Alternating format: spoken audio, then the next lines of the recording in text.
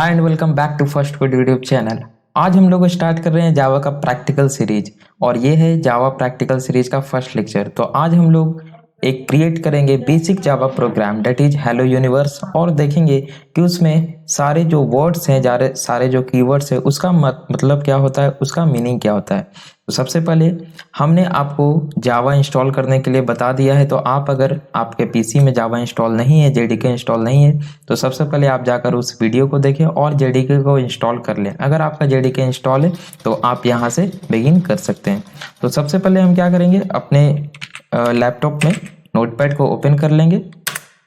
मैं यहाँ पे नोटपैड प्लस प्लस यूज कर रहा हूँ। नोटपैड प्लस प्लस इसीलिए यूज कर रहा हूँ क्योंकि अभी जो बेसिक के कुछ प्रोग्राम होंगे वो हम लोग कहाँ बनाएंगे, नोटपैड पे बनाएंगे। उसके बाद हम लोग आईडीई का यूज करेंगे। तो यहाँ पे हम बेसिक समझ लेते हैं कुछ। नोटपैड ओपन कर लिया हमने। सबसे पहले नोटपैड ओपन करके जब आप करेंगे तो आपके पास ऐसा इंटरफेस दिखेगा और एक न्यू फाइल आपको दिखेगा, न्यू वन मेरे में लिखा हुआ है। तो आपको क्या करना है, यहाँ पे कुछ भी लिख करके सबसे पहले इसको सेव कर लेना है जावा सोर्स फाइल के नेम से। तो मैं यहाँ पे फाइल पे जाऊंगा और सेव। तो यहाँ पे आपको किसी भी फोल्डर में सेव कर लेना है। मैं यहाँ कोड पे जाकर फर्स्ट कोड देन जावा कोई एक फोल्डर बना लीजिए आप, और यहाँ जो सेव एज टाइप, यहाँ पे आपको सेव एज टाइप का ऑप्शन दिख रहा होगा, इस पे क्लिक करना है और जावा सोर्स फाइल पे चले जाना है। यहाँ देखिए ये है जावा सोर्स फाइल, इस पे क्लिक कर देना है और जो फाइल का नेम है ये आपको कुछ दे देना है। मैं यहाँ पे क्या दे रहा हूँ, टेस्ट दे रहा हूँ, टेस्ट। तो ये आपको जावा सोर्स फाइल चेक कर लेना है, उसके बाद सिंपली सेव। तो अब ये क्या हो गया, देखिए इसका कलर भी चेंज हो गया। तो अब ये क्या हो गया, आपका एक जावा सोर्स फाइल बन गया। इसमें अब आपको क्या करना है, जावा का कोड लिखना है। तो हम सबसे पहले स्टार्ट करते हैं। तो जावा का जब भी हम कोई सोर्स कोड लिखते हैं तो उसको एक क्लास या इंटरफेस के अंदर में लिखते हैं। तो अभी हम लोग क्या करेंगे, क्लास बनाएंगे, क्योंकि इंटरफेस बाद का कॉन्सेप्ट है और इंटरफेस हम लोग इसके बाद में समझेंगे। तो हम यहाँ पे एक क्लास बनाते हैं, पब्लिक क्लास और test. Okay, public class test. उसके बाद हमको क्या करना है, करली ब्रेसेस देना है। करली ब्रेसेस ओपन एंड फिर उसका क्लोज भी होना चाहिए। आपको इसका ध्यान देना है कि आप जावा में सोर्स कोड में कहीं भी करली ब्रेसेस ओपन करें या ब्रैकेट ओपन करें, उसका क्लोजिंग होना चाहिए। इसके कारण बहुत सारे एरर आ सकता है। तो पब्लिक क्लास टेस्ट, हमने एक क्लास को डिफाइन कर दिया। अब क्या करेंगे, इसके अंदर हम मेन फंक्शन को, मेन मेथड को डिफाइन करेंगे जहां से प्रोग्राम का एग्जीक्यूशन स्टार्ट होता है। हम सबसे पहले कोड को लिखते हैं, उसके बाद बारी बारी से एक एक कीवर्ड को समझते चलेंगे। तो मेन का जो प्रोटोटाइप होता है जावा में वो होता है public static void main. Okay, उसके बाद इसके अंदर हम लोग देते हैं एक string array of arcs. Okay, अब मेन मेथड ये हो गया, मेन मेथड का प्रोटोटाइप। मेन मेथड में अब क्या करेंगे, हम लोग बिगनिंग करेंगे। तो बिगनिंग करने के लिए हम करली ब्रेसेस का यूज करते हैं और क्लोजिंग के लिए क्लोजिंग करली ब्रेसेस का। इसके अंदर हम लोग क्या करेंगे, बेसिक सा एक सिंपल सा लाइन प्रिंट करवाएंगे। तो उसके लिए हम लिखते हैं system dot out dot println. अभी आपको घबराना नहीं है, सभी का जो जो कीवर्ड लिखा हुआ है, जो जो वर्ड लिखा हुआ है, क्लासेस का नेम लिखा हुआ है, सबका मतलब हम लोग समझते चलेंगे। तो system dot out dot println hello, आप यहाँ पे कुछ भी लिख सकते हैं, hello universe, this is first code YouTube, this is first code YouTube channel. चलिए, तो यहाँ पे क्या है, कुछ आप स्ट्रिंग, कोई भी स्ट्रिंग यहाँ पे लिख सकते हैं। उसके बाद आपको जब भी जावा में कोई भी स्टेटमेंट होता है तो उसको क्लोजिंग करने के लिए हम लोग सेमी कॉलन का यूज करते हैं। तो सेमी कॉलन यहाँ पे क्या है, मस्ट है। सेमी कॉलन आपको देना अनिवार्य है। अगर आप सेमी कॉलन नहीं दीजिएगा तो आपको एरर देगा, सेमी कॉलन मिसिंग। कैसे एरर देगा वो हम लोग अभी जांच कर लेंगे उसका। अब हम कंट्रोल एस क्लिक कर देंगे। तो सबसे पहले आप यहाँ पे स्टार्टिंग से समझिए। ओके, ध्यान दीजिए यहाँ से। अब सबसे पहले हमने दिया है public, then class, then test. इसका मतलब क्या है, पब्लिक एक एक्सेस मॉडिफायर है जिसका यूज होता है कि कौन सा आपका जो क्लास है वो, उसका एक्सेसिंग एरिया वो कहाँ तक एक्सेसिबल है, किस प्रोग्राम से, किस पैकेज से आप उसको एक्सेस कर सकते हैं। तो एक्सेस मॉडिफायर जो जावा में वो चार तरह के होते हैं, public, private, protected and default.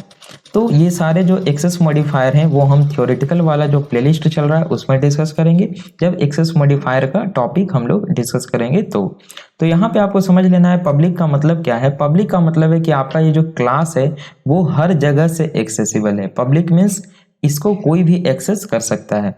उसके बाद हमने लिखा है क्लास। क्लास का क्या मतलब है? क्लास एक कीवर्ड है।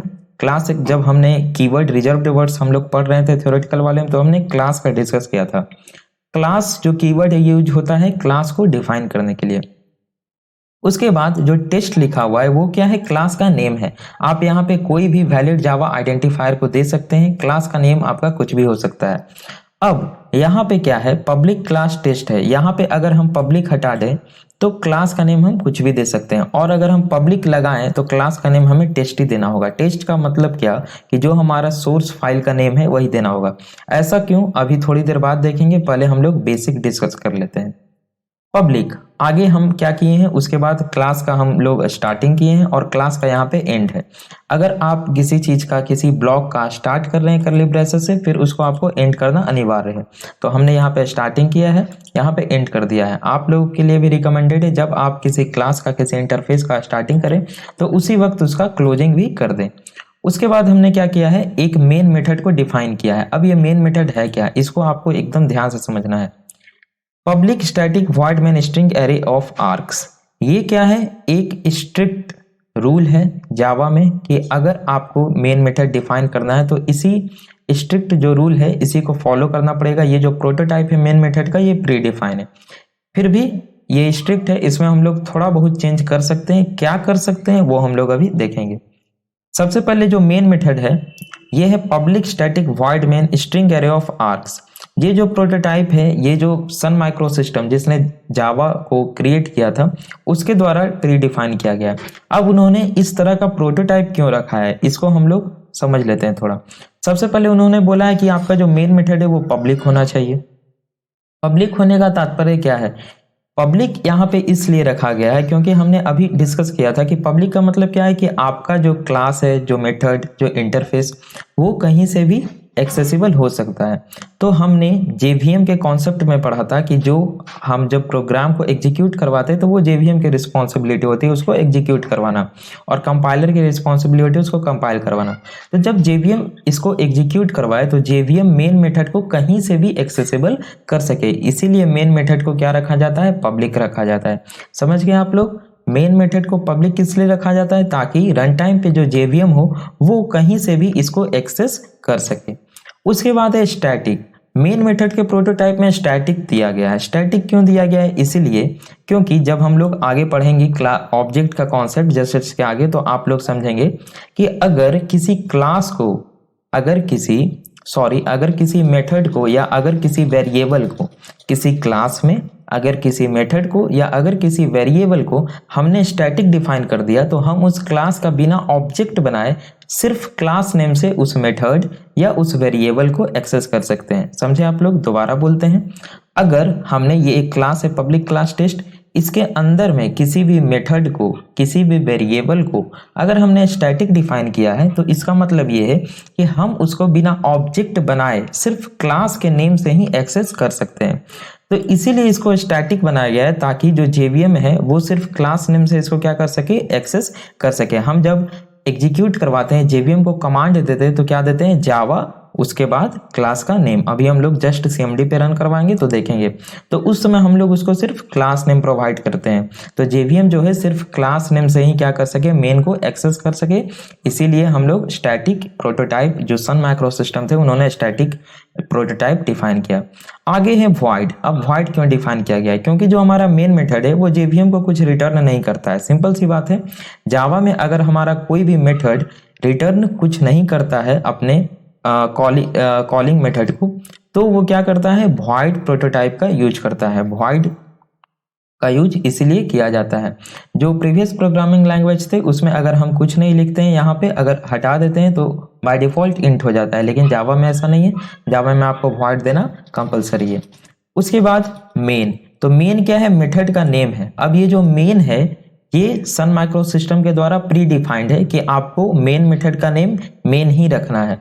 क्यों? क्योंकि ये JVM, जब उन्होंने अपने JVM को क्रिएट किया था जावा वर्चुअल मशीन को, तो उसमें ये प्रोग्राम किया है, ये कोड किया है JVM में इस तरह से कि जो JVM है वो मेन मेथड को ही फाइंड करेगा। आप चाहें तो यहाँ मेन की जगह अगर दूसरा मेथड का नेम रखना चाहते हैं तो आपको JVM को क्या करना पड़ेगा, दोबारा कॉन्फ़िगर करना पड़ेगा, और आप लोग कर सकते हैं, उसके लिए एडवांस लेवल की जरूरत है। उसके बाद यहाँ पे ब्रैकेट में लिखा हुआ string array of arcs. String array of arcs ये क्या है? कमांड लाइन आर्ग्यूमेंट्स के लिए इसका यूज होता है। ये एक एरे है, स्ट्रिंग एरे है, और इसका जो यूज है कमांड लाइन आर्ग्यूमेंट्स के लिए होता है। अब कमांड लाइन आर्ग्यूमेंट्स क्या होते हैं, तो अगर हम यहाँ पे बताएं तो आपको समझ में नहीं आएगा, तो ये चूंकि बेसिक है तो हम लोग बस थोड़ा थोड़ा डिस्कस करते हुए चल रहे हैं। आपको ये बस याद रखना है कि स्ट्रिंग एरे आर्क्स जो है ये एक कमांड लाइन आर्ग्यूमेंट्स के लिए यूज होता है। हम लोग कमांड प्रॉम्प्ट से CMD से कुछ भी आर्ग्यूमेंट दे सकते हैं। 1 मिनट। यस, तो हम लोग डिस्कस कर रहे थे कमांड लाइन आर्ग्यूमेंट्स। तो जो स्ट्रिंग एरे ऑफ आर्क्स है ये क्या है? कमांड लाइन आर्ग्यूमेंट के लिए यूज किया जाता है। हम लोग कमांड प्रॉम्प्ट से जो स्ट्रिंग का आर्ग्यूमेंट देते हैं उसके लिए यूज किया जाता है। वो हम लोग देखेंगे लैंग्वेज फंडामेंटल जो हमारा चल रहा है थ्योरेटिकल प्लेलिस्ट में, उसी में हम लोग डिस्कस करेंगे last topic command line arguments. उसके बाद हम लोगों ने मेन मेथड को स्टार्टिंग किया है, यहाँ पे क्लोजिंग कर दिया है। फिर आता है system.out.println, ये यूज किया जाता है प्रिंट के लिए। अब सिस्टम क्या है, आउट क्या है और println क्या है, इसको भी हम लोग इसी लेक्चर में समझते हैं। जो सिस्टम है SYSTEM कैपिटल S है, आपको ध्यान देना है। तो ये क्या है? क्लास का नेम है। सिस्टम क्या है? एक क्लास है जो कि java.lang पैकेज में है, प्री डिफाइंड है java.lang पैकेज में। उसके बाद जो आउट है, उसके बाद हमने क्या किया है? डॉट का यूज किया है, और जिसको एक्सेस किया है वो है आउट। तो आउट क्या है? यहाँ पे आउट एक स्टैटिक वेरिएबल है। आउट क्या है? एक स्टैटिक वेरिएबल है जो कि सिस्टम क्लास के अंदर मौजूद है। अब यहाँ पे आपको स्टैटिक का कॉन्सेप्ट थोड़ा समझ में आ रहा होगा कि आउट जो है वो क्या है? एक स्टैटिक वेरिएबल है जो कि सिस्टम क्लास के अंदर मौजूद है। तो जब आउट एक स्टैटिक वेरिएबल है जो कि सिस्टम क्लास के अंदर मौजूद है, तो अगर हम आउट को एक्सेस करना चाहें तो हमें ऑब्जेक्ट बनाने की नीड नहीं है, हमें सिस्टम क्लास की ऑब्जेक्ट बनाने की नीड नहीं है, हम सीधा उसको सिस्टम क्लास से ही एक्सेस कर सकते हैं क्लास नेम से।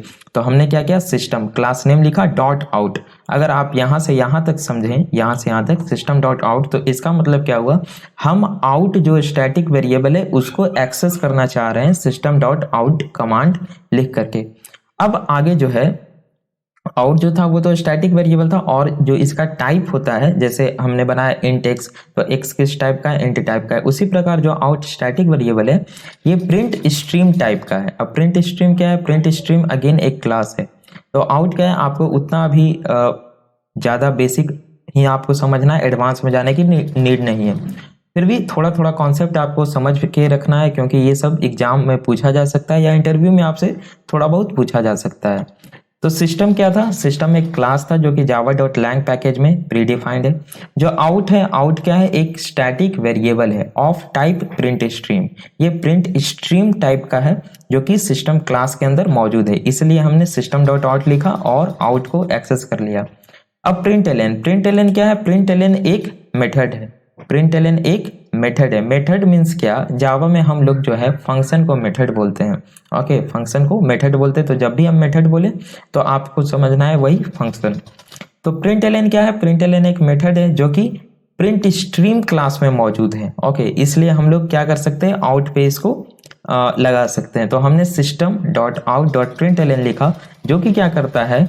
कंसोल पे किसी भी लाइन को प्रिंट करवाता है, कंसोल पे किसी भी स्ट्रिंग को प्रिंट करवाता है। इसका जो लिखने का तरीका है वो क्या है? System dot out dot println। उसके बाद आपको क्या करना है?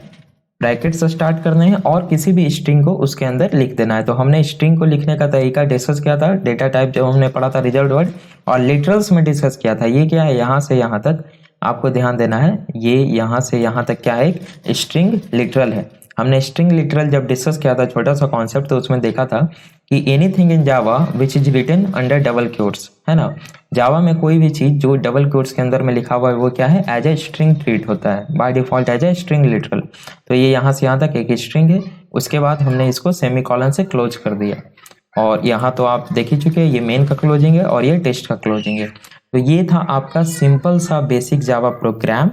हमने सोर्स कोड को लिख लिया, हमने बारी बारी से सभी वर्ड्स को, सभी कीवर्ड्स, क्लासेस और वेरिएबल्स उसको समझ लिया। अब हम इसको रन करवाते हैं। तो रन करने के लिए आपको सबसे पहले क्या करना है, अपने पीसी में टर्मिनल या सीएमडी जो भी है उसको ओपन कर लेना है। तो मैं यहाँ पे अपना टर्मिनल ओपन कर लेता हूँ और इसको थोड़ा सा फिक्स कर लेता हूँ। यहाँ पे मैं ओपन करूँगा कमांड प्रॉम्प्ट और साथ में आपको मैं क्या दिखाऊंगा कि अभी जहाँ पे मैंने ये सोर्स कोड बनाया है, यहाँ पे आप देखिए लोकेशन देख सकते हैं, G: फर्स्ट कोड देन जावा देन टेस्ट डॉट जावा, ये सोर्स फाइल है। आपको ध्यान देना है, जब हम लोग कंपाइल करते हैं, जब हम लोग जावा के सोर्स कोड को कंपाइल करते हैं तो क्या होता है, क्लास फाइल जनरेट होता है। आप देखिए अभी लाइव कैसे क्लास फाइल जनरेट होता है। मैं आपको फाइल खोल कर दिखाता हूँ, फाइल एक्सप्लोरर मैंने यहाँ जस्ट कोड पे फर्स्ट कोड देन जावा, यस, ये जो है क्या है, टेस्ट जो है अभी जावा का सोर्स फाइल है, जावा का सोर्स कोड है। अब यहाँ पे एक टेस्ट डॉट क्लास जनरेट होगा। बेटर अंडरस्टैंडिंग के लिए मैं क्या करता हूँ, इसको हाँ इस तरह से कर देता हूँ, आपको समझने में यह आसानी हो जाएगी। तो यहाँ पे देखिए ये है हमारा जावा का सोर्स कोड, जहाँ पे हमने सोर्स कोड लिख रखा है। ये कमांड प्रॉम्प्ट है। अभी हम जैसे ही इस सोर्स कोड को कंपाइल करवाएंगे, यहाँ पे क्या होगा, एक क्लास फाइल जनरेट होगा। आप देखिए सबसे पहले आपको क्या करना है, रन करवाने के लिए उस लोकेशन में जाना है जिस लोकेशन में आपका ये है। तो हम यहाँ से क्या कर सकते हैं, सीधा कंट्रोल-C कर सकते हैं और यहाँ पे अगर आप कंट्रोल-V कर दीजिएगा लोकेशन को, तो आप उस पर्टिकुलर लोकेशन पे जा सकते हैं। या हम मैन्युअली भी जा सकते हैं, जैसे G: पे है तो हम अपने कीबोर्ड पे सबसे पहले टाइप करेंगे G:, तो ये हमें लेके चला जाएगा G:। उसके अंदर हमें जाना है फर्स्ट कोड।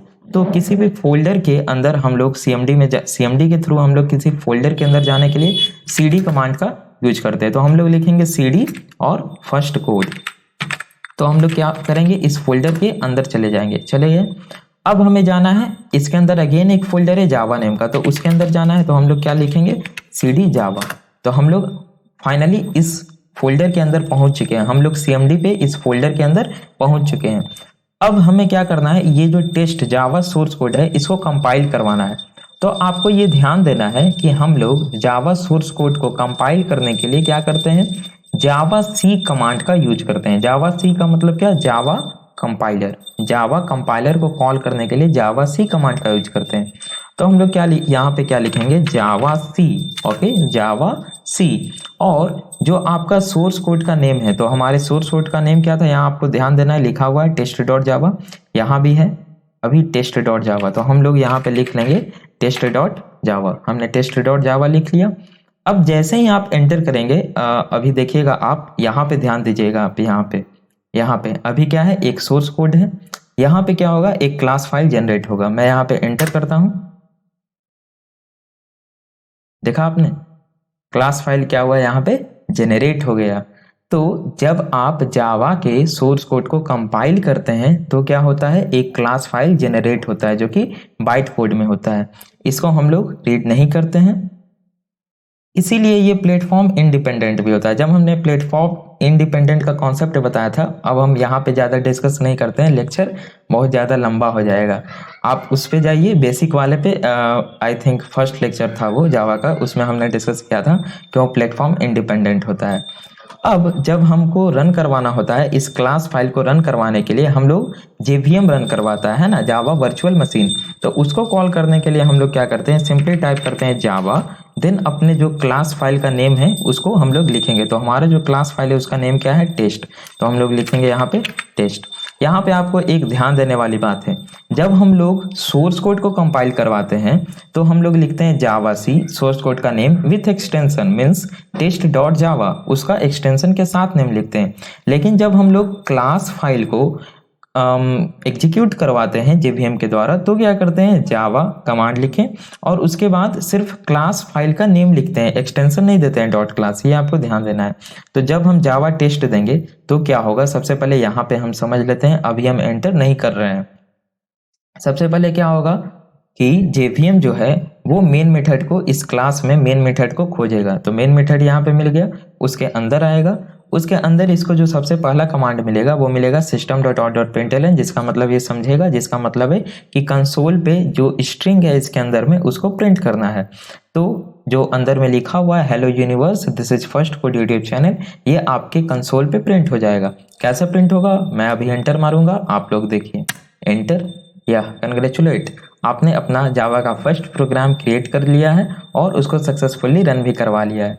तो यहाँ पे आपने देखा hello universe this is first code YouTube channel.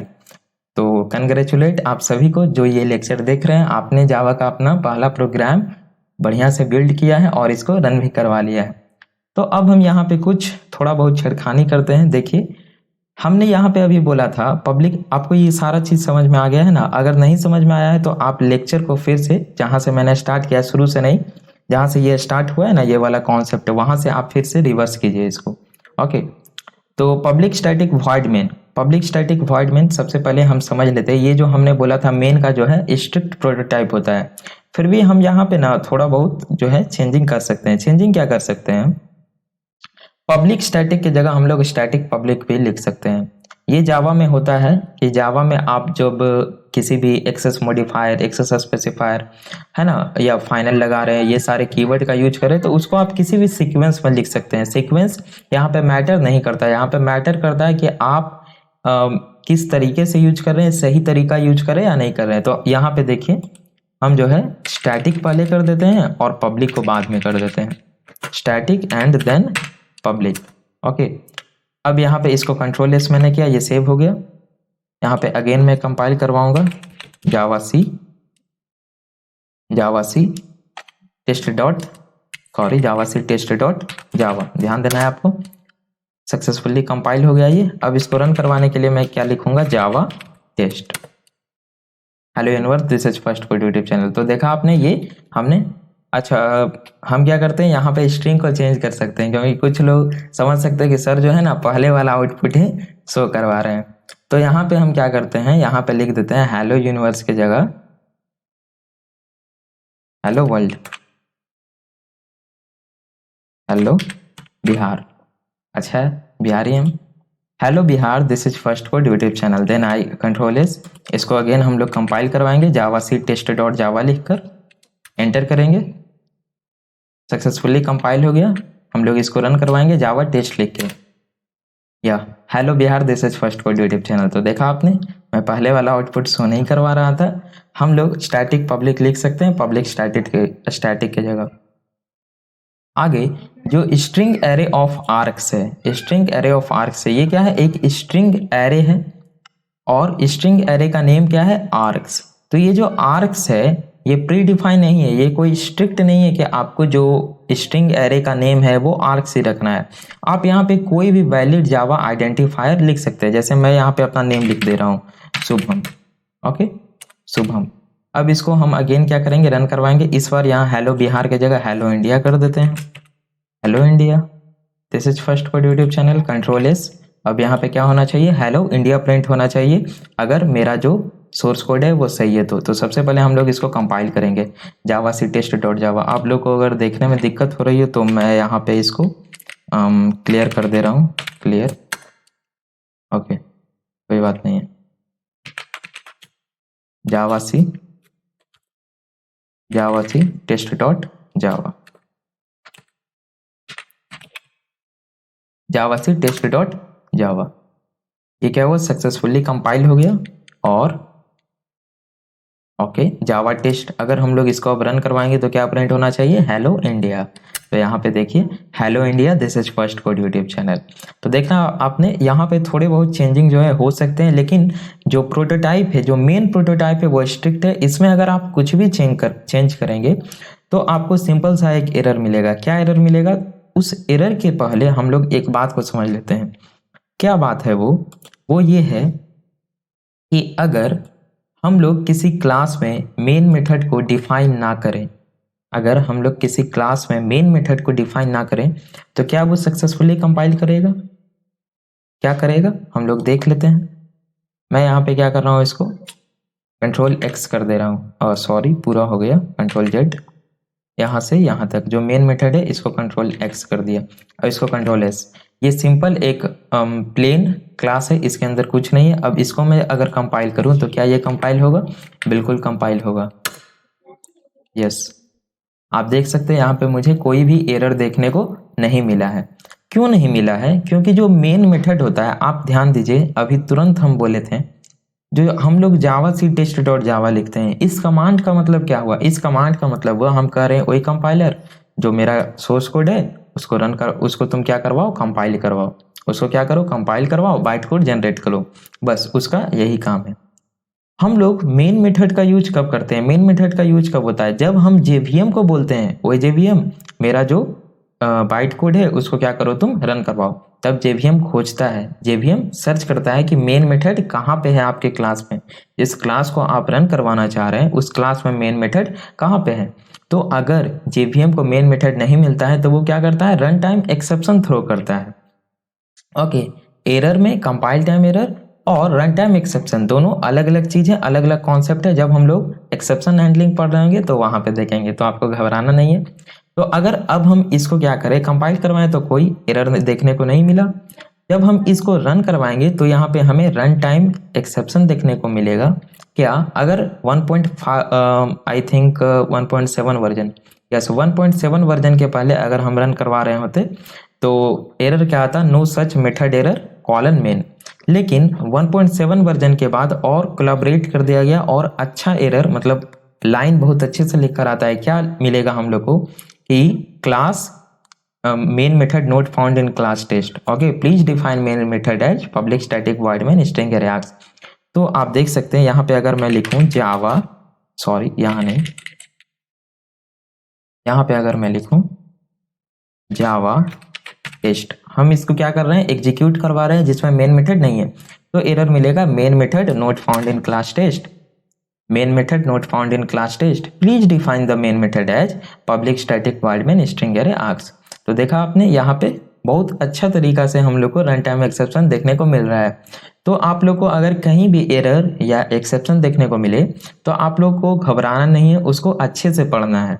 जो सन माइक्रो सिस्टम थे या बाद में जो कंपनी, जो जिस कंपनी ने अभी जावा को ऑन्स किया हुआ है वो ओरेकल है, उन लोगों ने बहुत अच्छी तरीके से pre defined run time exception error ऐसा किया है कि आप लोग डीबग अपने से कर सकते हैं अच्छे तरीके से। तो यहाँ पे देखिए, कोई भी पढ़कर main method not found in class test, please define the main method as public static void main string array args, वो क्या कर सकता है? समझ सकता है कि भाई जो हमने क्लास बनाया है उसमें मेन मेथड नहीं है, तो जेवीएम कहाँ से स्टार्ट करेगा प्रोग्राम का एग्जीक्यूशन। तो हमें यहाँ पे क्या करना पड़ेगा? मेन मेथड डालना पड़ेगा। अब हम जब मेन मेथड डालें, अगेन हम कंपाइल करवाते हैं। यहाँ पे आपको ध्यान देना है, जब आप सोर्स कोड में चेंजिंग कर रहे हैं तो आपको कंपाइल करवाना जरूरी है, आप सीधा रन नहीं करवा सकते हैं। क्यों? आपने सोर्स कोड में किया है ना, चेंजिंग सोर्स कोड में किया है, आप क्लास फाइल में तो चेंजिंग नहीं कर रहे हैं। जेवीएम जब प्रोग्राम को रन करवाता है तो वो क्या करता है? सोर्स कोड नहीं रन करवा रहा है, आपका बाइट कोड को रन करवा रहा है, वो बाइट कोड एग्जीक्यूट करवा रहा है। ओके, तो आप अगर सोर्स कोड में चेंजिंग कर रहे हैं तो आपको पहले कंपाइल करना पड़ेगा, तो उस सोर्स कोड के कोरस्पॉन्डिंग आपका क्लास फाइल जनरेट होगा और फिर उस क्लास फाइल को आपका जेवीएम एग्जीक्यूट करवाएगा।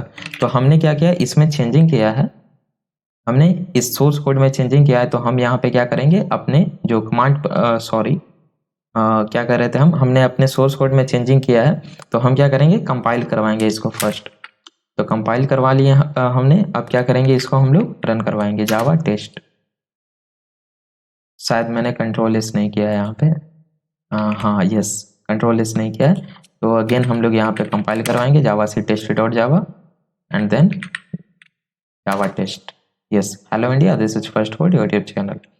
तो देखा आपने, यहाँ पे हम लोग थोड़ा बहुत चेंजिंग कर सकते हैं।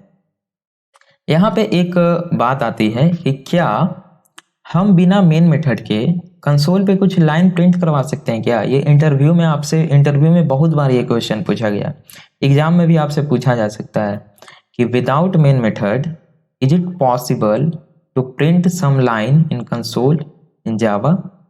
तो आपको इसका जवाब क्या देना है, आपको इसका आंसर क्या देना है? अगर हम अभी की बात करें, प्रेजेंट टाइम की बात करें, तो हम लोग ऐसा नहीं कर सकते हैं। पर अगर हम प्रीवियस वर्जन्स की बात करें, मीन्स अगर हम 1.7 वर्जन के पहले की बात करें, तो हाँ बिल्कुल हम लोग ये काम कर सकते हैं। कैसे कर सकते हैं आपको अभी हम दिखा देते हैं, स्टैटिक ब्लॉक की मदद से। ओके, 1.7 वर्जन के पहले क्या होता था, पहले स्टैटिक ब्लॉक एग्जीक्यूट होता था, देन मेन मेथड के अंदर जो है जेवीएम आता था।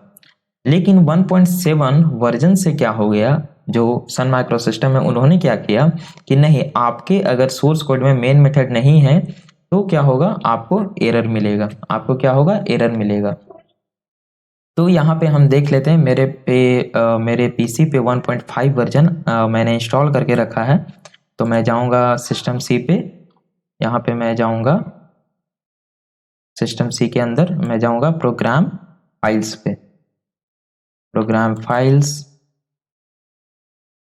फाइल्स के अंदर जाऊँगा मैं, जावा पे, जावा यस JDK 1.5 वर्जन बिन, यहाँ से मैं इसके पाथ को कॉपी करूँगा, कंट्रोल C। ओके, तो यहाँ पे छोटा सा प्रॉब्लम हो गया था। प्रॉब्लम क्या है कि हमने 1.5 वर्जन को इंस्टॉल तो करवा लिया था मगर उसका पाथ सेटअप नहीं करवाया था।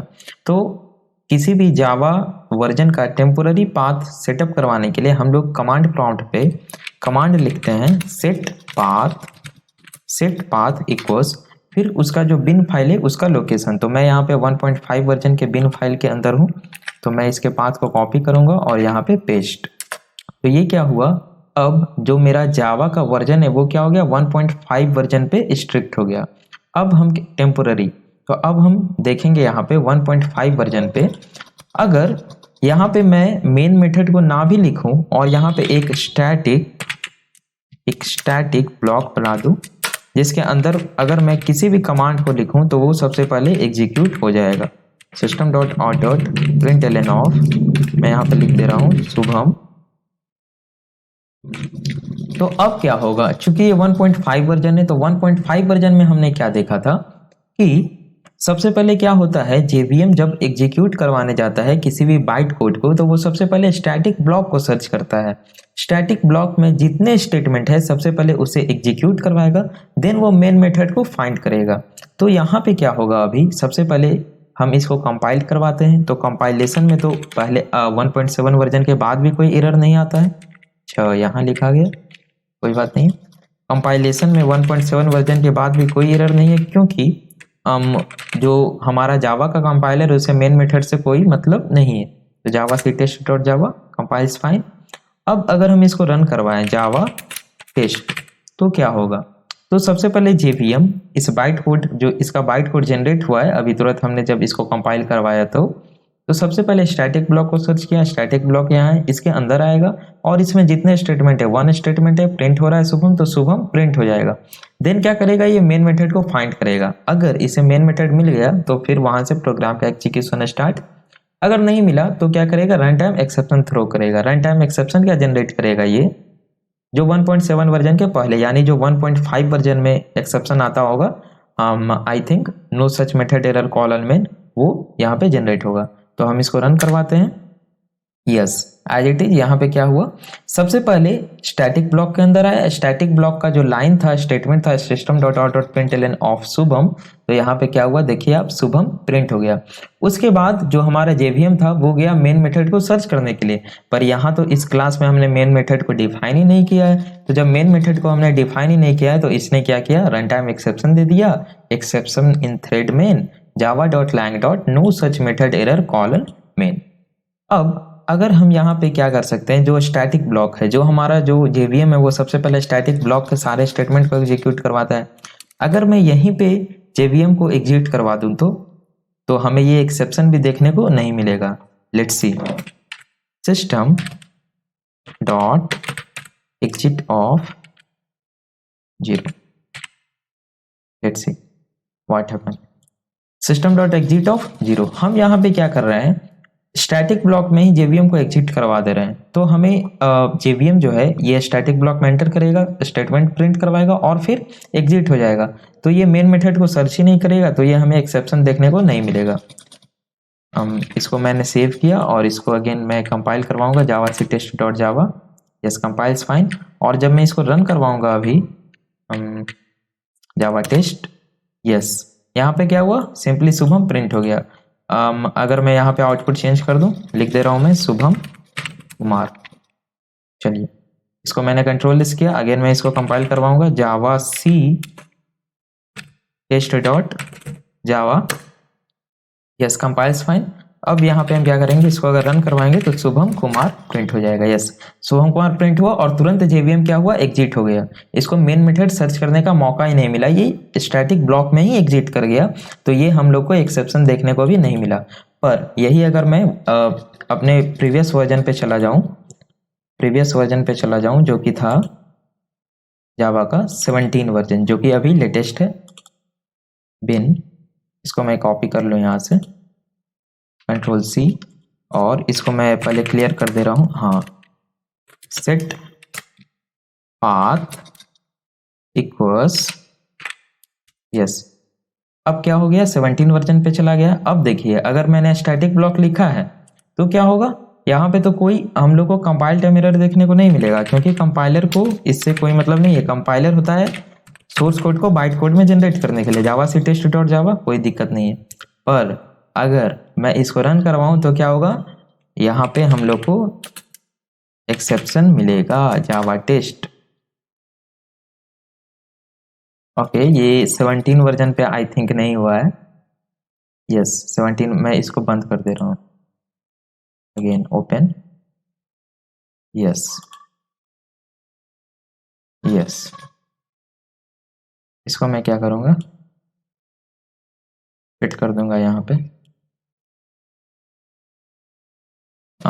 आप लोग देखिए यहीं से जावा, ओके। तो सबसे पहले हम लोग को इसके पाथ में जाना पड़ेगा, तो हम लोग जाएंगे जी कॉलन के बाद हम लोग जाएंगे cd first code, and then हम लोग जाएंगे cd जावा में, देन हम लोग क्या करेंगे, जावा सी और नेम क्या था, टेस्ट डॉट जावा, ये कंट्रोल एस है, यस कंट्रोल एस है, Java C test dot Java, yes, then Java test, yes. देखा आपने यहाँ पे क्या हुआ, आपको रन टाइम एक्सेप्शन देखने को मिल गया जावा 17 वर्जन में। उस वक्त क्या था ना, जावा 15 पे हमने सेट करवाया था तो वही सेट हो गया था। तो अभी आप लोग देख सकते हैं यहाँ पे क्या है, स्टैटिक हमने ऑल्दो लिखा हुआ है, तो यहाँ पे स्टैटिक एग्जीक्यूट नहीं हो रहा है, क्योंकि जावा 1.7 वर्जन के बाद क्या किया गया, सन पीपल ने क्या किया कि अगर आप अपने सोर्स कोड में मेन मेथड नहीं लिखते हैं तो आपका जो सोर्स कोड है वो रन नहीं होगा।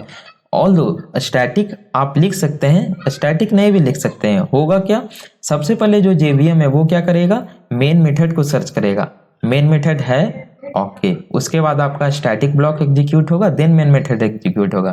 कॉन्सेप्ट वही है, पहले स्टैटिक ही एग्जीक्यूट होगा। लेट्स सी, ओके, कंफ्यूज नहीं होना है आपको, कंफ्यूज बिल्कुल भी नहीं होना है। हम लोग ऐसे कर लेते तो आई थिंक आसानी हो जाएगा, यस।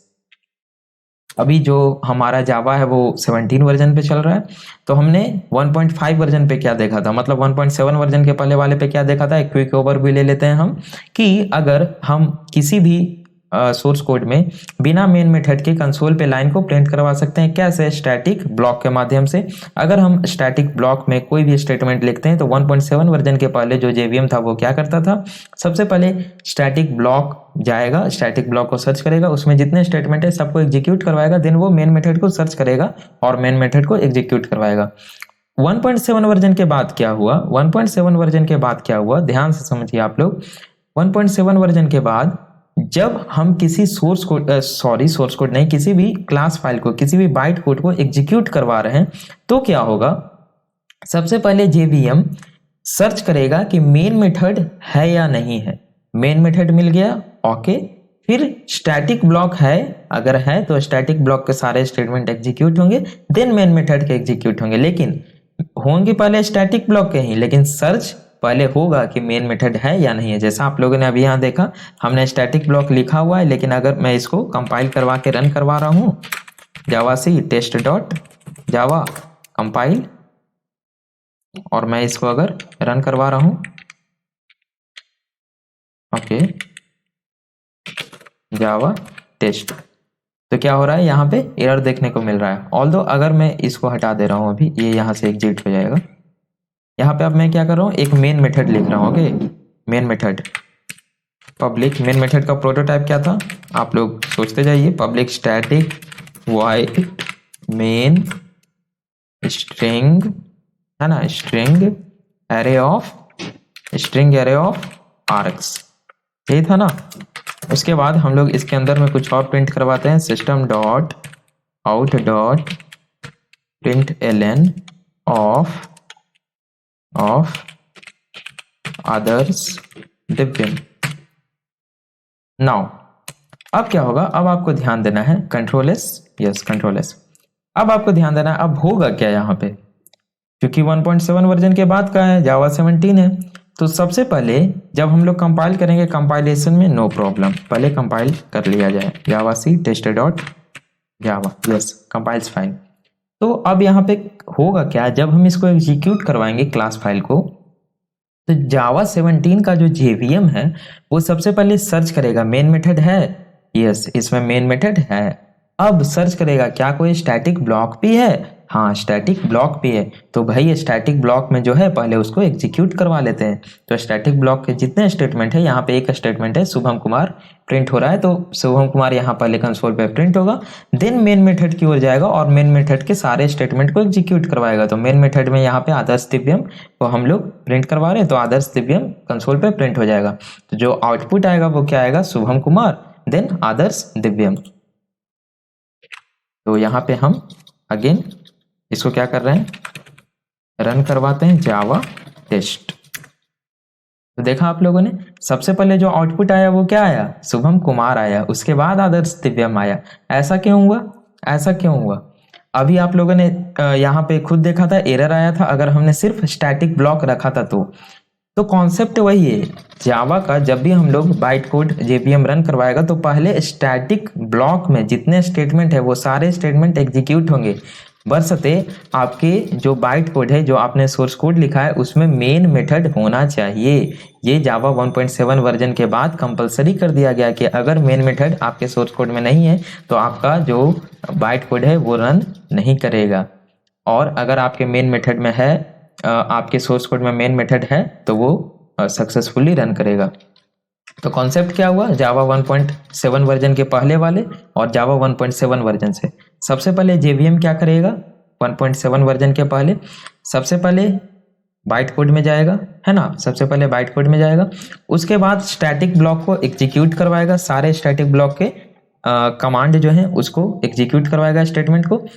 उसके बाद क्या करेगा, मेन मेथड को सर्च करेगा, देन मेन मेथड के स्टेटमेंट को रन करवाएगा। पर 1.7 वर्जन से क्या हो गया, सबसे पहले मेन मेथड को सर्च करेगा, मेन मेथड है चलो ठीक है तब अच्छी बात है, नहीं है तो चलो एक्सेप्शन दो, मेन मेथड है सही है। अब स्टैटिक ब्लॉक को सर्च करेगा, क्या स्टैटिक ब्लॉक है भाई, तो उसको रन करवाओ पहले क्योंकि उसका प्रायोरिटी पहले है, देन हम क्या करेंगे मेन मेथड को रन करवाएंगे। तो ये था कॉन्सेप्ट 1.7 वर्जन के पहले और 1.7 वर्जन से। तो आप लोग समझ गए, पहले स्टैटिक रन होगा देन क्या होगा, मेन होगा, लेकिन मेन मेथड रहना कंपलसरी है। तो चलिए ये था आपका आज का लेक्चर, होप आप लोग इसको अच्छे से समझ गए होंगे। अब आप लोग क्या कीजिए ना, इसी तरह के 2-3 अपने से 4-5 बनाइए और इसको रन करवाइए, कुछ भी लिखिए, कुछ भी स्टेटमेंट दीजिए, पहले स्टैटिक ब्लॉक को नीचे कीजिए, इसको ऊपर कीजिए, उससे कोई फर्क नहीं पड़ता है ना, डिफरेंट तरह के चीज़ें इसमें प्रयोग कीजिए और बने रहिए हमारे साथ। ऐसे ही नेक्स्ट लेक्चर हम लोग लाएंगे और आज से जो है आपका ये सीरीज स्टार्ट हो गया और डेली इस पे 3-4 वीडियोज आते रहेंगे। तो हमारे चैनल को प्लीज़ सब्सक्राइब कर लीजिए और नोटिफिकेशन आइकन को क्लिक कीजिए ताकि जब भी कोई वीडियो आए तो आपको तुरंत नोटिफिकेशन मिल जाए। ओके, तो मिलते हैं अपने नेक्स्ट लेक्चर में, थैंक यू।